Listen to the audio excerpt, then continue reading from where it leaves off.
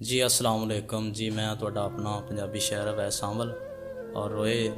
Studio तवसल ਦੇ ਨਾਲ मैं वीडियो अपलोड कर रहा और मैं बड़े मशकूर ममनून हाँ कि उन्होंने सानू एडा बड़ा मौका दिता और उन्होंने तमाम पार्टी का शुक्रिया अदा करना चाहना जी। तुहाडे वीरां दी नज़र चंद मिनटां दी हाज़री शुरू करने जी। बिस्मिल्ला। पहले अकीतनन बन तो दिल विच लैके खोर पलीती आन बड़े कुछ लोग मसीती नवा नकोर मसला डाया सच्चे दिलों नमाज ना नीती जी आया नू हर नुआ दे दिल विच रखन ढेर पलीती सांवल आई दी दुनियादारां रब नू भुल के हद चा कीती जी। बिस्मिल्ला जनाब। बन तो नज़र करने दुड़े तो उक्का इंज परदेस पसंद कीते बहु हो गया लापरवाह ढोला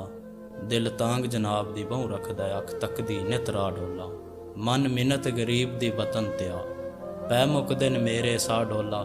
मेरे सिर ते बार इन ओदरां दे सिरवान के सामल ला ढोला। और आल संगत जी मैं शुक्रिया अदा करना चाहना बाफरमैश मलक रजवान ऑफ शोरकोट कि तेरी याद दे विच पिया मरदा हाँ तो सज्जन कराई ना दी दे तेरी याद दे लग्गियां जख्मां दी पई होंदी पीड़ शदीद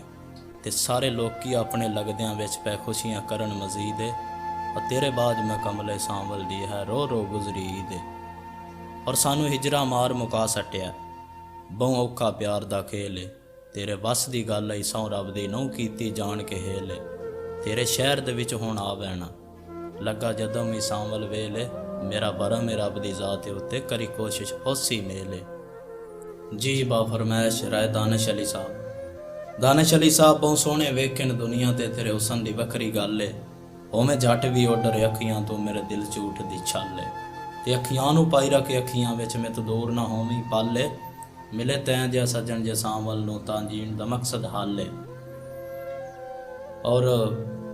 कि चंगे सज्जन ते छड्ड के नसदे ही नहीं गुरबत विच यार दा पल्ला कदे फाट नहीं पाउंदी पौड़न दी लख करदा रह जग हल्ला नवियां सांगियां दी चढ़तल विच तूं बण नहीं सजना झल्ला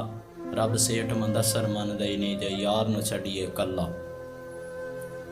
और आल संगत दी नज़र एक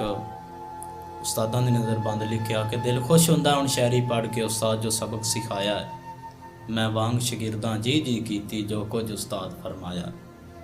हुण शायरी सुन के सांवल दी हर कोई आखण वाकई शहर मनाया है उस्ताद सेठ मंदसर मैं चा दसना जै मेरा भरम बनाया है।